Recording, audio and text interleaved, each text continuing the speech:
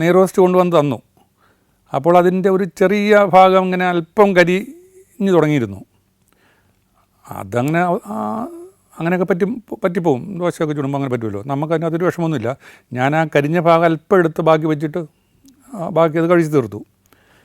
കഴിച്ച് തീർക്കുന്ന സമയത്ത് പിന്നെ ആണ് എൻ്റെ ഈ ദോശയുടെ അല്പം കരിഭാഗം ഇങ്ങനെ പ്ലേറ്റിൽ ബാക്കിയിരിക്കുന്നത് ഈ ഹോട്ടലിലെ മാനേജർ കാണുന്നത്.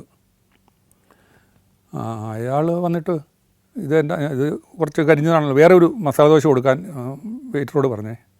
ഞാൻ പറഞ്ഞത് വേണ്ട, എനിക്ക് ഇത് മതിയായിരുന്നു, അതിന് അല്പമേ പോയുള്ളൂ, അത് എനിക്കല്ലാതെ തന്നെ വയറ് നിറഞ്ഞു, എനിക്കിനി വേണ്ട.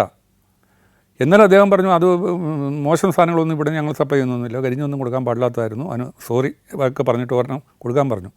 അപ്പോൾ ഞാൻ പറഞ്ഞു എനിക്ക് വേണ്ട, പിന്നെ എനിക്കിത് മതിയായി, വയറ് നിറഞ്ഞു, അല്ലാതെ ഇത് കരിഞ്ഞത് അല്പമേ ഉള്ളൂ, അത് ബാക്കിയൊക്കെ ഞാൻ തിന്ന് എൻ്റെ വയറ് നിറഞ്ഞാണ്, ഞാൻ തൃപ്തനാണ്, ഒരു പ്രശ്നമില്ല എന്നൊക്കെ പറഞ്ഞിട്ട് ആണ് അദ്ദേഹം അത് വേണ്ടെന്ന് വേറൊരു മസാല ദോശയുടെ കാര്യത്തിൽ നിന്ന് പിന്മാറിയത്. ഏതായാലും ബില്ല് തന്നപ്പോൾ എനിക്ക് ആ ചായയുടെ കാശ് മാത്രമേ വാങ്ങിച്ചുള്ളൂ. ഈ കഴിച്ച ദോശയുടെ അല്പം കരിഞ്ഞു പോയി എന്ന കാരണത്താൽ ആ ദോശയുടെ കാശ് ആ ഹോട്ടലുകാരൻ വാങ്ങിച്ചില്ല.